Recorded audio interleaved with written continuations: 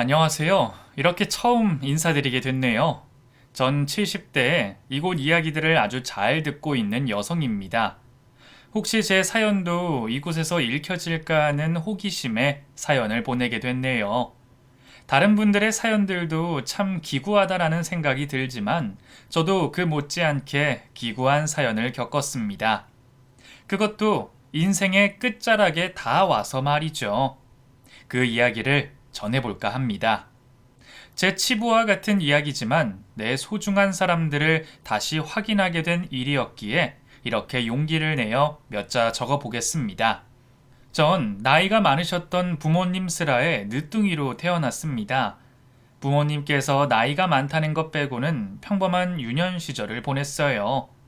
제 삶이 남들과 많이 달라지기 시작한 건 스물 중반이 넘어가면서였죠. 그때쯤 제 주변 친구들과 아는 사람들은 결혼을 다 했을 때였고 저만 홀로 남았었죠. 당시만 해도 여자 나이 30이 가까워지면 이미 노처녀 취급을 받곤 했습니다. 그런데 저는 30 중반이 되어 가도록 결혼은커녕 연애조차 한번 해보지 못했죠. 그 이유는 모르겠네요. 남자에게 유달리 관심이 없어서 그럴 수도 있겠고, 나이 드신 부모님을 모시느라 시간적인 여유가 없었던 이유도 있었겠죠. 그렇다고 결혼에 안달이 나 있지는 않았어요. 오히려 내 생에 결혼은 물 건너갔구나 싶어 마음을 편히 가지고 제 삶에 더 집중을 했죠. 그러다 회사 안에서 제 남편을 만나게 됐습니다. 남편은 같은 부서 내의 직장 상사였어요. 서로에 대해 다른 감정은 없이 지내고 있었는데 어느 날 우연히 남편이 혼자서 아이를 키우고 있다는 걸 알게 됐습니다. 남편이 회사를 다니는 동안 아이를 돌봐주시던 어머님께서 일이 생기셨고 아무리 찾아도 아이를 맡길 곳이 없자 회사로 오신 거죠. 부서 내 유일한 여직원이었던 제가 남편의 아이를 돌봐주게 됐고 그러면서 남편의 이야기도 자연스럽게 듣게 됐죠. 아이들의 엄마는 바람이나 남자와 도망을 갔다고 했습니다. 그때부터 신경이 조금씩 쓰였던 것 같아요. 아이를 돌보는데 서투른 남편을 보니 더욱더 신경이 쓰일 수밖에 없었죠. 이후 남편의 어머님께서 일이 있을 때마다 회사에 오셔서 아이들을 두고 가셨고, 아이를 돌보는데 서투른 남편 대신 제가 아이들을 돌보고는 했죠. 곳에 정이 붙었는지 나중에는 회사를 출근하지 않는 일요일에도 아이들이 신경 쓰였습니다. 집 전화를 걸어 이것저것 도움을 주게 됐고, 깐깐한 직장 상사였던 남편과는 사적으로도 만날 만큼 친한 사이가 됐죠. 그러다 보니 자연스럽게 상대방을 좋아하는 마음이 우리 두 사람 다 생겼어요. 하지만 남편은 자신이 이혼남이라는 이유에서, 저는 나이 많은 노처녀와 마음에 둔 사람이 직장 상사라는 이유로 서로의 마음을 솔직히 말하지 못했죠. 먼저 용기를 내준 사람은 남편이었습니다. 그렇게 우리는 회사 사람들 몰래 연애를 하게 됐죠. 서로 나이와 상황으로 인해 결혼까지 생각하고 있었지만 그건 연애보다 더 어려운 일이었어요. 서로 용기를 내지 못했던 우리에게 결정적인 힘을 실어준 건 첫째 유택이었죠. 유택이가 남편과 연애를 하던 저를 엄마로 인식을 했던 겁니다. 애를 낳아보지 못한 처녀였지만 유택이가 저에게 들려줬던 엄마라는 소리에 가슴이 울렸어요. 유택이와 유진이가 마음에 걸렸던 저는 남편과 결혼할 용기를 냈고 아이들의 엄마가 되기로 했죠. 결혼을 한 후 아이들의 엄마가 됐던 저는 그 당시 풍습대로 회사를 그만두고 전업주부로 살게 됐습니다. 그리고 두 아이를 제 친자식처럼 키우게 됐죠. 주변에서 농담으로 아이와 엄마가 닮지 않았다는 말을 할 때면 저 스스로가 그 말에 찔려 더 기를 쓰고 아이의 친엄마처럼 보이려 노력했어요. 오히려 주변 엄마들이 아이들에게 너무 희생하는 것 아니냐는 말을 들을 정도로 유태기와 유진이를 정성스럽게 키웠죠. 그런 노력 때문인지 아이들은 제가 자신들의 새엄마라고 생각하지 않았고 엄마로서 보람을 느낄 수 있게 잘 자라줬습니다. 부족한 엄마 노릇에도 주변 사람들에게 자랑을 하고 다닐 만큼 몸 건강하게 잘 자라줬죠. 하지만 그렇게 아이들이 잘 성장할수록 저에게 있던 고민은 매년 커져만 갔어요. 바로 제가 친엄마가 아니라는 사실을 밝혀야 했기 때문이죠.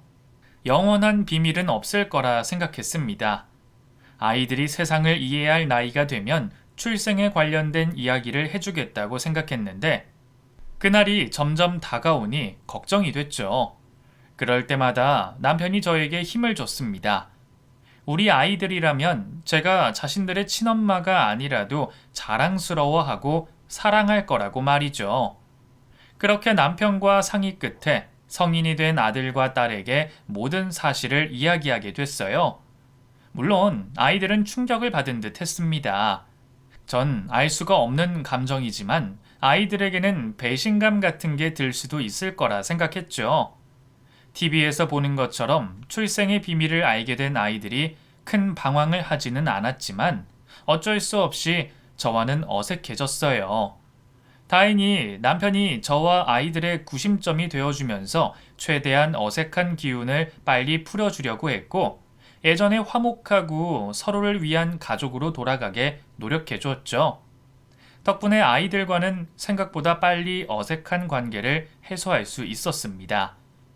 제 인생의 가장 큰 고비를 넘겼다고 생각했고 제 생각처럼 다시 평범한 날들이 지나갔죠. 그 사이 저와 남편은 늙어갔고 아이들은 하나씩 자신의 짝을 만나 결혼을 하고 자신만의 가정을 꾸리게 됐죠. 그러다 평소 심장질환을 앓고 있던 남편이 갑작스레 세상을 떠나게 됐어요. 저에게 각별한 사랑을 줬던 남편의 죽음이 믿겨지지가 않았습니다. 그놈의 100세 인생이라고 하더니 왜 이 사람만 이렇게 일찍 떠나게 됐는지 한탄스러웠죠. 저에게 가장 큰 존재였던 남편이 없어지자 어린아이가 부모를 잃어버렸던 것처럼 불안했고 혼란스러웠습니다. 아이들이라도 저에게 힘이 되어주면 좋으련만 각자 아버지를 잃은 슬픔을 감당하는 것도 벅찬 건지 저에게까지 신경을 써주지 못했어요. 집을 찾는 횟수도 눈에 띄게 줄어들었지만 그때도 저는 저와 똑같이 힘들어하고 있을 아이들을 이해하려고 노력했습니다. 다행히 제가 남편의 죽음을 이해하고 받아들일 때쯤 아이들도 마음을 회복했는지 다시 저에게 자주 찾아왔죠. 남편이 있을 때와 완전히 똑같을 수는 없었지만 그럼에도 이전과 비슷하게 평범한 일상을 되찾아가는 듯 했습니다. 아이들도 혼자 있는 제가 더 마음에 걸렸는지 전보다 자주 찾아오고는 했죠. 그러던 두 아이가 어느 날 저에게 재산에 대한 이야기를 꺼냈어요. 근데 어머니께서는 노인연금 같은 거 못 받으시죠? 그렇지. 재산 잡혀 있는 것도 있고 아빠 연금도 받고 있으니까. 그럼 재산세나 의료보험이 많이 부담되시겠네요. 뭐 부담이라고 할 것까지 있나. 다 나라에서 기준에 맞게 판단해서 내라고 하는 세금인데 당연히 내야 되는 세금이라고 생각하면 별로 아깝지도 않지. 눈치가 없던 저는 아이들이 꺼내는 이야기가 그저 평범한 대화거리라고 생각했어요. 이후에도 비슷한 질문을 여러 번 하던 아들과 딸은 제가 계속해서 눈치 없이 굴자 사실대로 자신들이 원하는 바를 이야기했죠. 솔직하게 말씀드릴게요. 유진이나 저나 지금 상황이 썩 좋지가 않아요. 유진이 어려운 형편이야 잘 아실 거고 저도 요즘에 사업이 잘 안 풀려서 그래서 말인데 어머니께서 가지고 계신 재산이요. 먼저 증여해 주시면 안 될까요? 저번에도 말했듯이 괜히 재산만 많이 잡혀서 재산세나 의료보험만 많이 내시고 좋은 게 하나도 없잖아요. 노인수당도 못 받으시고 나중에 돌아가시고 나서 주실 재산인데 먼저 주신다고 생각하시고 증여해 주시면 나가는 세금도 줄고 혜택은 혜택대로 받으실 수 있잖아요. 그리고 저희가 어머니 모시고 살면 다른 불편한 건 없겠고요. 왜 저번에 어머니 친구분 은퇴하시고 그 경기도 쪽 전원주택에 지내신다고 부러워하셨잖아요. 다 정리하시고 그쪽으로 가셔서 그 마당 딸린 전원주택에서 마음 편하게 사세요. 저희도 근처에 집을 구해서 어머니를 가까이서 모시고 살고 우리 가족 다 같이 이웃 삼아 살면 좋잖아요. 나이 들어서 하는 전원주택의 삶, 누구나 꿈꾸는 삶이죠. 하지만 그런 꿈보다 당장 도움이 필요하다는 아이들의 말이 제 마음을 움직였습니다. 어차피 죽을 때 들고 가는 돈도 아니고 내가 죽으면 나눠줘야 하는 돈인데 도움이 필요할 때 주는 게 더 의미가 있다 싶었죠. 아이들에게 재산을 증여해 주기로 했습니다. 그런데 증여를 받고 나서 아들과 딸 사이에 큰 다툼이 생겼어요. 그러다 그 다툼의 원인을 저에게 돌렸죠. 저는 두 아이에게 최대한 공평하게 재산을 증여해 주려고 남편이 살아있을 적 금전적인 도움을 받았던 아들에게 그 도움받은 돈을 제하고 증여를 해줬습니다. 그런데 아들 녀석은 여동생보다 적게 받은 재산이 불만이었고 딸은 자신보다 형편이 넉넉한 오빠가 상대적으로 자신보다 훨씬 적게 재산을 받아야 했다고 말을 했죠. 어머니, 계산을 이런 식으로 하면 안 되죠. 유진이 제가 남자인 저보다 키우는데 돈이 더 많이 들었을 텐데 그런 것까지 계산해서 나눠야 되겠어요? 상속해 주시는 돈, 그 돈 안에서 반반 정확하게 나눠야 공평한 거죠. 그러면 나는 뭐 바보 멍청이라 아빠한테 도움 안 받은 줄 알아? 오빠 입에서 이딴 소리 나올 줄 알았으면 나도 아빠한테 이 사업한다 저 사업한다 핑계 대면서 돈을 미리 잔뜩 받았지. 무슨 말도 안 되는 소리를 하고 있어.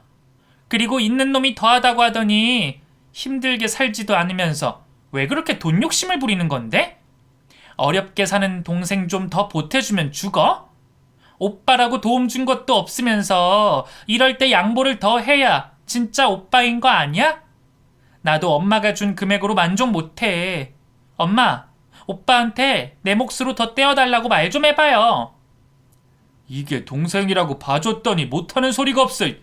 야, 너랑 김서방이 능력 없어서 힘든 것 가지고 왜 이상한 억지를 부려? 솔직히 네가 이 집안에서 한 일이 뭐가 있다고. 옛날이었으면 넌 돈 10원 한 장도 못 가져가도 할 말이 없어. 내가 장남이고 첫째인데 당연히 부모님 재산 전부 다 내 거지. 너 아버지 제사 지낼 거냐? 이서방이 우리 아버지 제사 꼬박꼬박 챙길 거라고 해? 장남? 첫째? 아직도 쌍팔년도에 살고 있니? 언니가 불쌍하지 뭐. 저런 꼰대랑 결혼을 해가지고. 엄마, 가만히 있지 말고 엄마가 대신 좀 말해줘요. 엄마는 힘들게 살고 있는 딸이 불쌍하지도 않아? 무슨 소리야. 다 자기 능력껏 사는 거지. 어머니, 공평하게 합시다. 공평하게. 이거 법적으로 문제 삼아도 공평하지 않다고 판결 나와요. 유진이 쟤한테 괜한 진흙탕 싸움 하기 싫으면 빨리 더 받은 돈 달라고 얘기 좀 하세요. 유태가, 유진아, 엄마는 그런 것들 다 생각해서 나눠준 거야. 유진아, 네가 받은 돈 적지 않잖아. 그 돈이면 좋은 집으로 이사 가고도 남을 돈인데 뭘 얼만큼 더 줘야 만족하겠어. 그리고 유태가, 너 아버지께 그 돈 빌려가면서 뭐라고 했어? 빌려가는 돈이라 분명히 갚을 거고 설령 갚지 못하게 된다고 해도 나중에 받을 재산에서 제하고 받겠다고 네 입으로 말을 했잖니. 그런데 왜 갑자기 말을 바꿔? 너희 둘 다 다른 보통의 사람들보다 많은 재산을 받은 거야. 사람이 욕심을 내면 끝이 없어요. 이 정도면 많이 받았다 생각하고 그만 욕심 부려야지. 그것도 한 배에서 나온 남매끼리 서로 가진 것이 많아 보인다고 다투면 어떡해. 이런 모습 보이면 하늘에서 내려다보실 아버지가 얼마나 혀를 차겠어. 이제 돈 이야기는 그만하자. 그때 딸아이가 아주 작은 목소리로 충격적인 말을 중얼거렸어요. 자기 배로 나간 것도 아니면서 되게 뭐라고 하네. 뭐? 너 유진이 너 지금 뭐라고 했니? 어머니 진정하세요. 유진이 얘가 말을 좀 심하게 했는데 솔직히 저나 유진이 입장에서는 불만을 가질 수밖에 없는 말이잖아요. 그러다 보니 말이 좀 헛나왔나 봐요. 근데 저도 지금 하신 말씀은 좀 듣기가 그렇네요. 아무리 자기 일 아니시라고 해도 그렇게 흐지부지하게 끝마무리를 지으시면 어떡해요? 이제 우리 둘 중 누구든 어머니 모시기만 하면 되니까 뭐 아무렇게나 끝을 내시려고 하는 거예요? 솔직히 어머니도 따지고 보면 이 재산에 대한 권리는 좀 애매하잖아요. 중간에 무임승차하듯이 아버지랑 살림 합치셨는데 하나하나 따지고 보면 아버지 돌아가시고 모든 재산을 제가 받아야 했었는데 어중간하게 말씀을 하시니까 듣기가 좀 거북하네요. 알아듣게 말을 하며 중재를 해봤지만 돌아오는 건 두 사람의 무시였습니다.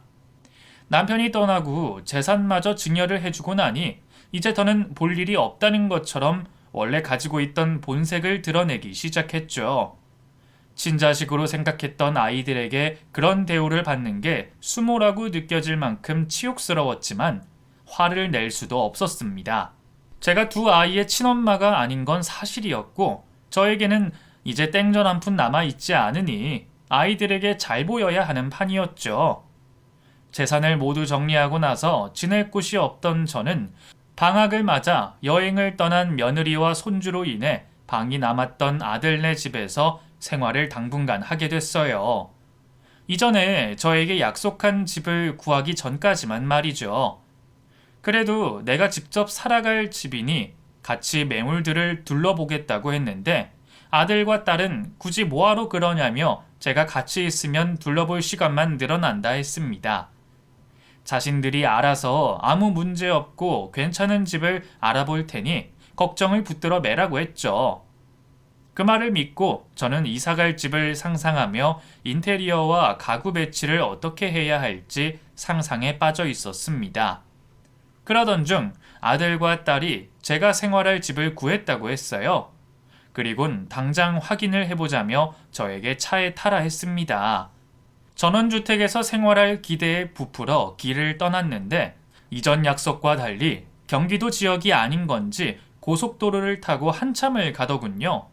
그러다 논과 밭이 보이는 지역을 지나 점점 비탈길이 있는 곳으로 향했습니다. 그리곤 허름한 한 시골집 앞에 차를 세웠죠. 여기는 왜 왔니?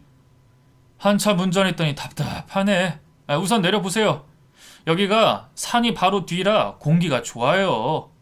아들과 딸이 먼저 내리자 얼떨결에 저도 차에 내렸고 아이들을 따라 허름한 집 안으로 들어갔죠. 저녁 돼서 오니까 또 분위기가 다르네. 운치도 있고. 어머니, 여기가 어머니 지내실 집이에요. 어떠세요? 좋죠?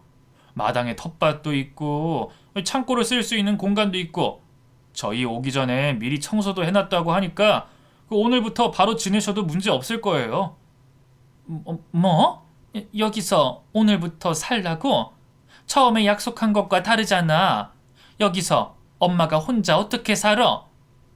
여기 사는 사람들 들으면 섭섭하게 그런 말씀을 하세요. 여기도 사람들 다 살고 그래요. 거의 다 빈집이라 인적이 없긴 해도 주민들이 조금은 있다고요. 저희가 자주 들여다 뵐 테니 걱정하지 마세요. 넋이 나간 표정으로 집을 보고 있는데 언제 챙겨온 건지 아들과 딸은 차에서 살림살이 몇 가지들과 제 짐을 내려놨습니다. 농담이 아니었어요. 정말 당장 그날부터 제가 그곳에서 살아야 했죠. 쌀포대 하나, 전기장판, 이불, 그리고 제 짐들을 내려놓은 아들과 딸은 나머지 짐들을 보내겠다라는 말과 잘 지내라는 말을 하고서 그 집을 떠났습니다. 너무 큰 충격이었는지 돌아서는 아들과 딸을 붙잡지 못하고 멍하니 서 있기만 했죠. 다시 돌아올 거라고 생각했어요. 설마 저를 다 쓰러져가는 시골집에 버려놓고 갈 거라고는 생각하지 않았죠. 밤새 대문 앞에서 아이들의 차량을 기다렸지만 오지 않았습니다. 다음 날이 돼서 전 확실히 알 수 있었어요. 제가 버려졌다는 사실을 말이죠. 일부러 연락을 못하도록 의도를 한 건지 제 휴대폰도 없는 상황이었고 어딘지도 모르는 곳에 몇 날 며칠을 넋을 놓고 있었습니다. 제가 버려졌다는 걸 인정하지 못한 채로 말이죠. 내 배 아파 낳은 자식은 아니었지만 친자식 이상으로 내 모든 걸 바쳐 키웠던 아이들이었습니다. 그런데 겨우 그 돈 때문에 저를 이렇게 버렸다고 하니 하늘이 무너지는 것만 같았죠.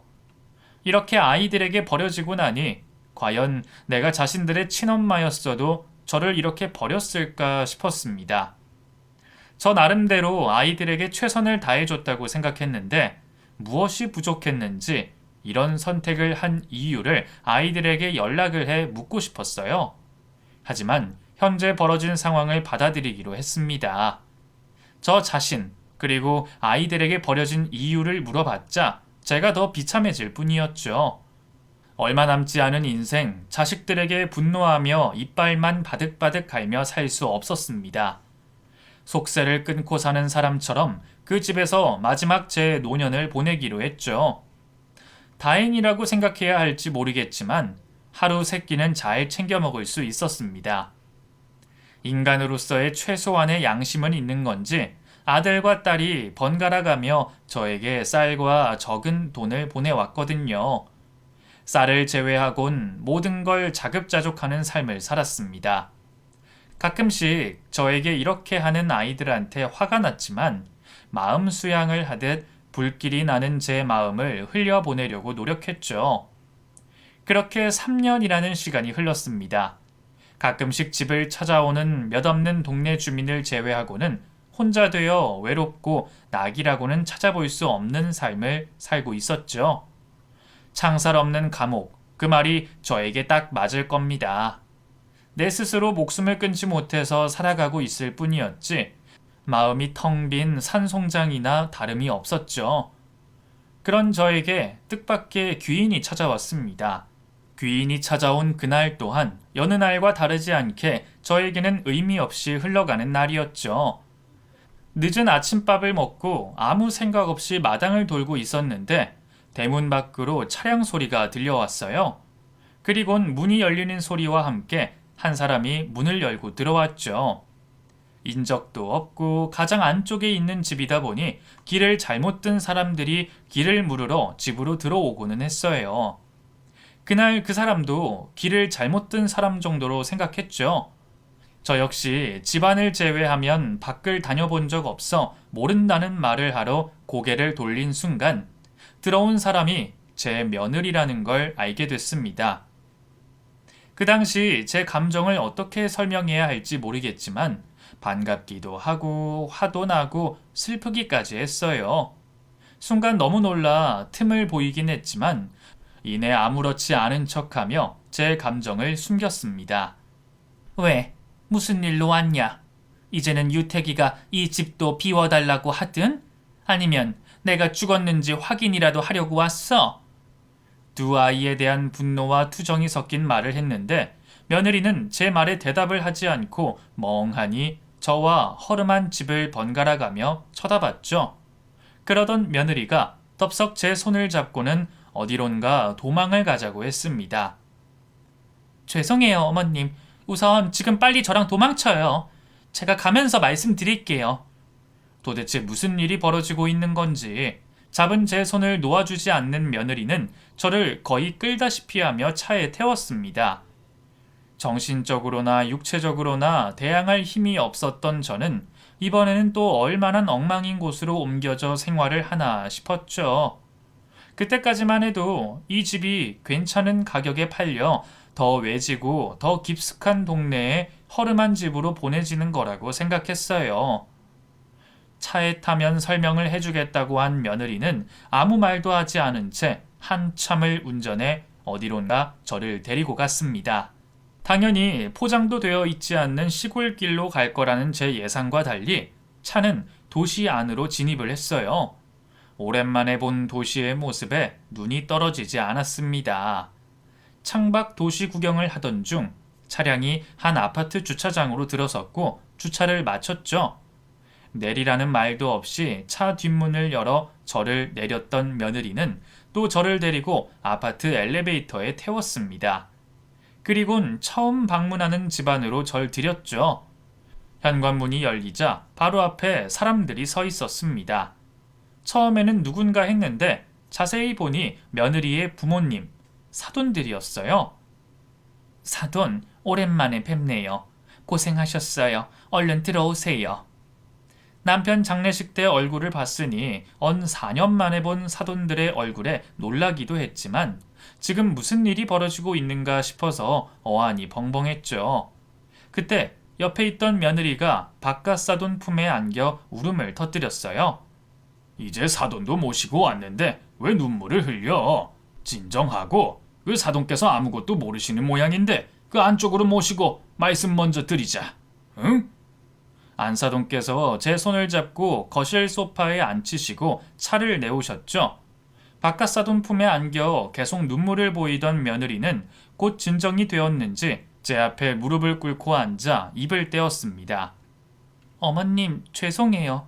아까 차 안에서 설명을 하려고 했는데 그때 말하면 눈물이 터져 나올 것 같아서 설명을 못 드렸어요.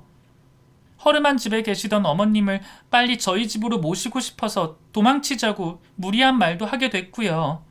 아무 설명도 없이 모시고 온 것 용서하세요. 그리고 지난 3년 동안 어머님께 연락 못 드리고 들여다보지 못한 것도 용서해 주세요. 무릎을 꿇고 잘못을 구하는 며느리를 보니 그제서야 지난 3년 동안 품고 있던 화가 풀려 나왔습니다. 사람을 가지고 노는 것도 아니고 지금까지 실컷 죽은 사람으로 취급하더니 이제 와서 용서를 하려는 게 꼭 저를 조롱하는 것 같았죠. 이제 와서? 이번에는 또 무슨 꿍꿍이가 있어서 이러니? 이제는 날 비틀어 짠다고 해도 나올 게 없어. 내 재산 얼마나 있었고 너희들 다 준 것 너희도 다 알잖아. 그런데 겨우 마음 진정시키면서 살아가고 있는 날 건드는 거야? 그 돈들 다 날려버려서 나한테 이제 대출이라도 받으려고 데려온 거야? 이 썩어가는 몸뚱이로 돈이나 빌릴 수 있다고 하디? 도대체 내 등골을 어디까지 빼먹어야 너희들이 만족하겠어? 가져다 버릴 때는 언제고 이제 와서 용서하라고? 죄송하다고 하면 내가 당했던 수모가 없어지기라도 한다니? 제 말이 다 끝날 때까지 듣고만 있던 며느리는 화를 삭히지 못한 제 손을 잡고 한참을 가만히 있었습니다. 그리고 얼마 뒤 저에게 놀라운 사실을 이야기했죠. 어머님, 저도 한 달 전에서야 그 사람이 어머님께 이런 짓을 했다는 걸 알게 된 거예요. 그 전까지는 그 사람 어머님께서 친구분들과 놀러 다니는데 바쁘다고 말해서 정말 그런 줄만 알았어요. 물론 제가 어머님께 연락도 직접 드렸어야 했는데 저도 유학하는 재연이 따라가서 거기서 자리를 잡느라 바빠서 정신이 없었거든요. 그래서 정말 잘 계신 줄만 알았는데 요 몇 달 전에 제 친구가 남편하고 다른 여자가 다정하게 있다는 소리 듣고 확인을 하려고 한국 들어와서 알아보다 어머님께서 고생하시고 계시다는 걸 듣게 된 거예요. 남편이 빨리 말해줬으면 더 빨리 찾아갔을 텐데 끝까지 어머님께서 어떻게 지내시는지 말을 안 해줘서 너무 늦게 모시고 왔어요. 죄송해요. 전 당연히 아들이 한 짓에 며느리가 동참을 한다고 생각했어요. 며느리가 돼서 멀쩡히 살아있는 시어머니를 3년 동안이나 들여다보지 않을 이유는 하나밖에 없을 거라고, 며느리도 아들처럼 돈에 눈이 멀어 날 버린 거라고 생각했죠. 그런데 제 생각과 달리 며느리는 지금까지 제 상황을 몰랐다고 했습니다. 하지만 그 말을 곧이곧대로 믿을 수가 없었어요. 아들, 딸에게 속은 적이 있어서 그런지 며느리가 하는 말을 의심할 수밖에 없었죠. 며느리도 그런 제 마음을 알아차린 듯 했습니다. 제 옆으로 바싹 붙은 며느리는 저에게 휴대폰에 있는 여러 내용들을 보여줬죠. 여기 보세요. 제가 재현이랑 같이 미국에서 생활했다는 증거들이에요. SNS 날짜와 시간 보이시죠? 그리고 여기 메시지로 남편한테 매번 어머님 안부 여쭤본 대화들이요. 이렇게 제가 오랫동안 어머님께 연락을 직접 못 드려서 죄송하다고 하는데 이 사람이 어머님 여행 다니시고 놀러 다니시는데 정신 없다고 하잖아요. 그리고 제가 재현이 방학을 맞아서 한국에 들어올 때마다 어머님께서 꼭 길게 여행을 가시더라고요. 며느리가 보여준 휴대폰 속 내용들은 아들이 어떻게든 저와 며느리의 연락과 만남을 못하게 하려는 내용들이 적혀져 있었습니다. 그리고 틈틈이 어머님께 직접 전화도 해봤는데 연락을 안 받으셨어요. 그래서 저는 어머님께서 저한테 화가 나서 연락을 무시하는 줄 알았어요. 남편은 또 한국 들어와서 풀면 되니까 걱정하지 말라고 하고, 그래서 한국 들어와서 찾아뵈려고 하면 어디 가셨다고 하고 3년 동안 그게 반복이 된 거예요. 제가 좀 신경을 써야 했는데 정말 죄송해요. 더 의심할 것도 없었습니다. 며느리가 하는 말을 그제서야 믿을 수 있었죠. 미안하다, 아가.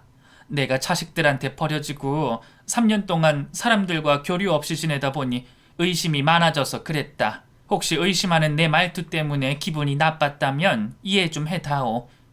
그런데 날 여기까지 데려온 건 무슨 일 때문이냐? 그리고 그 아까 유택이 그놈이 바람을 피고 있다는 말은 뭐고? 아까 말씀드린 그대로예요. 친한 친구가 다른 동네에서 카페를 하고 있는데 남편이 어느 날부터 자기네 카페로 와서 한 여자랑 지속적으로 만남을 가진다는 거예요. 처음에는 제 남편과 너무 닮아서 형제인가 싶어서 저한테 남편이 형제가 있냐고 물어본 건데 그 사람이 여동생 말고 형제가 어딨어요. 그래서 제가 사진 좀 찍어서 보내달라고 했죠. 그래서 친구가 보내준 사진으로 확인해 봤더니 남편이 맞는 거예요. 그래서 친구한테 남편이 가게로 올 때마다 사진 좀 보내달라고 하고 CCTV도 영수증도 보관해 달라고 했죠. 재현이 때문에 바로 한국으로 돌아올 수는 없어서 제가 한국으로 돌아갔을 동안 맡겨줄 분들 찾고 나서 한국으로 돌아왔고요. 일부러 한국 주말에 맞춰서 들어와서 연락도 없이 집으로 들어갔더니 바람피는 년이랑 저희 집에 있더라고요. 그때부터 저도 눈이 돌아서 그 사람이랑 다툼을 벌이다가 어머님 이야기가 나왔고 수상하게 어머님에 대한 말을 피하는 남편을 보고 뭔가가 있구나 싶었죠.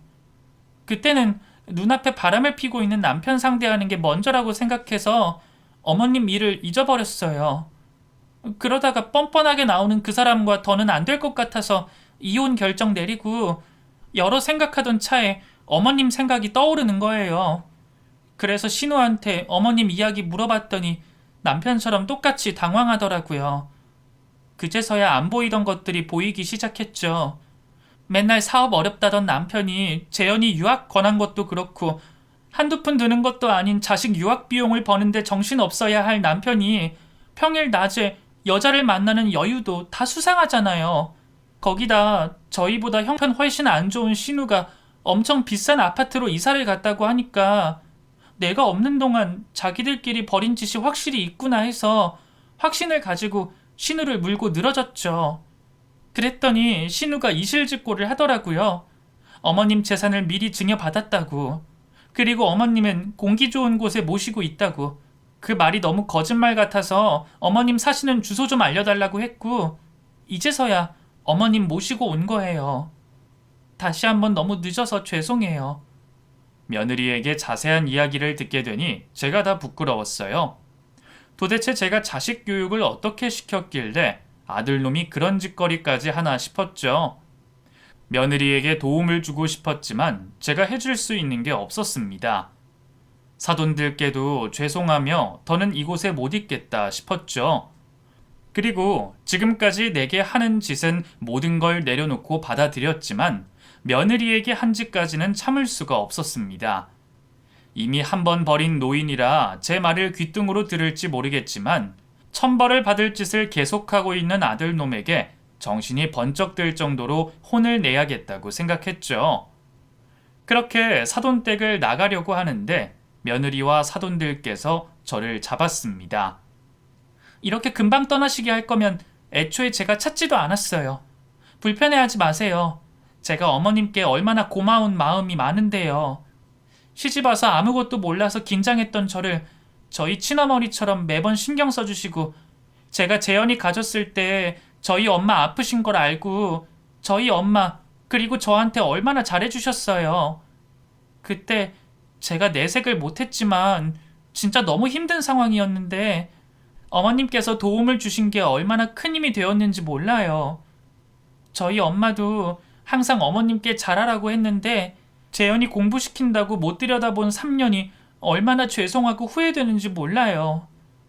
그래서 이번에 어머님 모시고 올 때도 저희 부모님께 사정 다 말씀드리고 모신 거예요.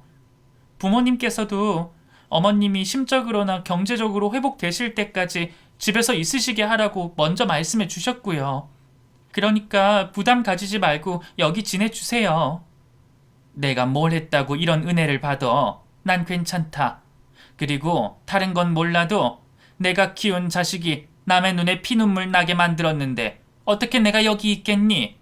내가 너한테 유택이 대신해서 사과하고 오늘 유택이 만나서 혼내주마.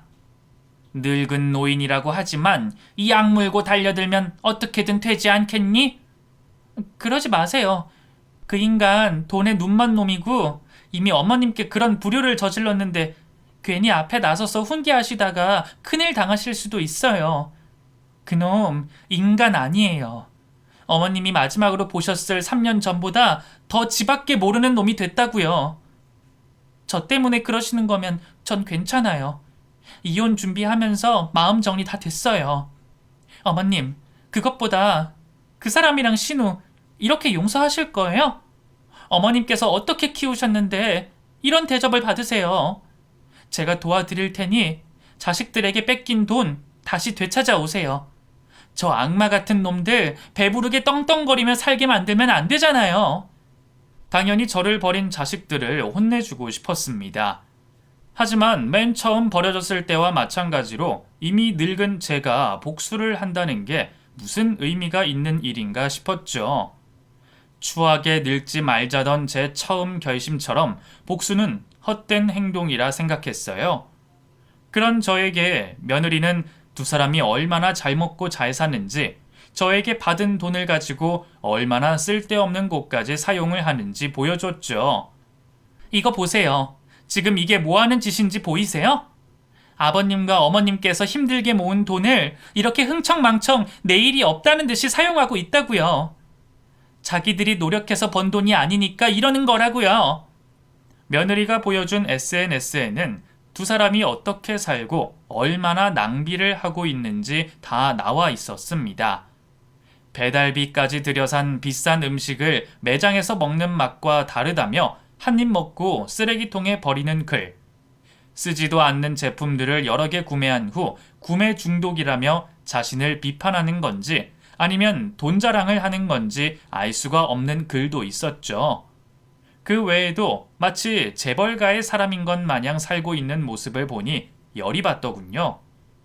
나와 남편이 근검절약해서 번 돈을 저렇게도 흥청망청 쓰는 게 좋게 보일 수가 없었습니다. 더군다나 저는 다 쓰러져가는 집에서 쌀밥 아껴가며 기름값과 전기값 걱정에 난방 한번 제대로 켜지를 못하는데 제가 한 달에 사용할 돈을 두 사람은 하루 만에, 아니 단 몇 시간 동안 쓰고 있는 듯 했죠. 그마저도 돈을 길바닥에 버리듯 옳지 못하게 쓰는 듯 했습니다. 제가 이혼 변호사님 통해서 먼저 알아봤어요. 혹시 어머님께서 법적으로 그 사람과 신우한테 취할 수 있는 게 없나 싶어서요. 물려주신 재산을 전부 다시 돌려받는 건 시간이 너무 지나기도 했고 시시비비를 가릴 게 너무 많아서 힘들다고 하는데 지금까지 받지 못한 그리고 앞으로 받을 부양료는 받을 수 있다고 해요. 부양료 청구 소송하시면 어머님께서 원래 받으실 대우 받으실 수 있어요. 제가 도와드릴게요. 그러니까 용기 내시고 두 사람 벌 주세요. 돈 욕심이 쌀알 만큼도 없다고 하면 거짓말일 겁니다. 하지만 돈에 관한 건 정말 쌀 한 톨 정도였고 자식놈들에게 빼앗겨버린 정당한 내 몫과 함께 혼을 내주고 싶다는 마음이 전부였죠. 그렇게 사돈댁에서 머물며 아들과 딸을 상대로 부양료 청구 소송을 제기하게 됐습니다. 소송을 하고 나니 그제서야 아들놈과 딸은 저를 찾아와 해당 소송이 웬 말이냐며 저에게 따져 물었죠. 정말 돈의 노예가 됐는지 사돈댁에 쳐들어와서까지 소동을 벌였어요. 어머니, 저희가 부양을 안 했다고요? 지금까지 아무 말도 없이 3년간 잘 사시다 이러시는 이유가 뭐예요? 이 사람 때문이죠? 이 사람이 어머니 꼬드겨서 소송하라고 시켰죠?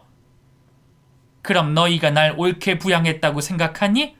처음에 나한테 재산 증여해주면 어떻게 해준다고 했어? 경기도 내 친구들이 있는 주변 전원주택에 들어가 살자고 했잖니? 너희가 보기에 그 산골짜기 깊숙이 박혀있는 집이 전원주택으로 보이니? 겨우 한 달에 쌀 한 포대와 돈 10만 원이 너희가 말하는 부모 부양료야? 너희들은 아빠와 엄마가 모은 돈으로 흥청망청 쓰고 다니면서 해리가 날 꼬드겨서 소송한 게 아니라 악마 같은 놈들 자식놈이라고 착각하는 나를 정신 차리게 해준 거지. 이렇게 소송 안 했으면 너희가 나 죽었다고 해도 찾아오기나 했을까? 대충 사람 시켜서 시신 처리하라고 했겠지. 내가 평생을 살면서 너희가 내 친자식이 아니라는 이유로 항상 마음 졸이고 가슴 아파하며 살았다. 사실을 알게 되었을 너희 마음이 걱정돼서. 근데 내가 이런 꼴을 보고 나니 평생 잘못 살았다 싶다. 근데 어쩌겠어. 이미 다 벌어지고 난 뒤의 일인데. 그래서 이제라도 똑바로 정신 차리려 한다. 이번 소송으로 내 목 다 받아야 하겠으니 그렇게 알고 나도 더는 너희와 보고 싶지가 않구나. 그만 피해주고 나가. 두 아이에게 제 생각을 똑똑히 전했습니다. 하지만 두 아이는 어떻게든 고소를 취하하려고 자리를 떠나지 않고 저에게 매달렸어요. 한참을 시달리고 있는 와중에 잠시 외출을 했던 바깥사돈과 며느리가 돌아왔죠. 그리곤 남의 집에서 나가지도 않고 악다구니를 쓰고 있는 두 사람을 벌레 내쫓듯 집안에 있는 물건으로 때리고 패며 내쫓아 버렸습니다. 이후 법원의 판결은 제 손을 들어줬고 저는 지난 3년 동안 받지 못한 부양금을 한 번에 받게 됐고 앞으로도 매달 일정 금액의 돈을 부양료 명목으로 두 사람에게 받게 됐죠. 해당 부양료의 경우 법적인 판결로 지급이 되어야 하는 돈이라 이를 시행하지 않을 시에는 다른 법적인 조치가 들어갈 수 있다고 했어요. 그렇게 아들과 딸과도 연을 끊게 됐습니다. 판결이 난 후 금전적인 부분에서 어느 정도 자생할 수 있는 능력이 되었던 저는 사돈들께 폐를 그만 끼치기로 했어요. 그렇게 혼자 살아갈 집을 알아보고 다녔는데 며느리가 제가 집을 알아보지 말라고 하더군요. 자신과 재현이와 같이 살면 어떻겠냐 말을 해왔습니다. 아들과 이혼을 마무리한 며느리다 보니 더는 관계를 이어가는 게 도리가 아니다 싶었어요. 더군다나 며느리에게 도움을 받은 게 너무 많아 더는 피해를 주고 싶지 않았습니다.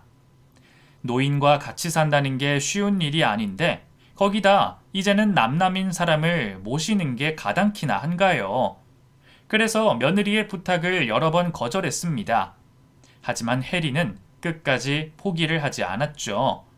마지못해 같이 살기로 했습니다만 사실 제가 얹혀 사는 것과 다름이 없으니 저로서는 며느리에게 너무 감사할 따름이었죠. 그렇게 지금까지도 해리, 손주 재현이, 그리고 저 이렇게 세 식구가 살고 있습니다. 며느리만큼이나 큰 도움을 주신 사돈분들과도 매주 만나고 있고요.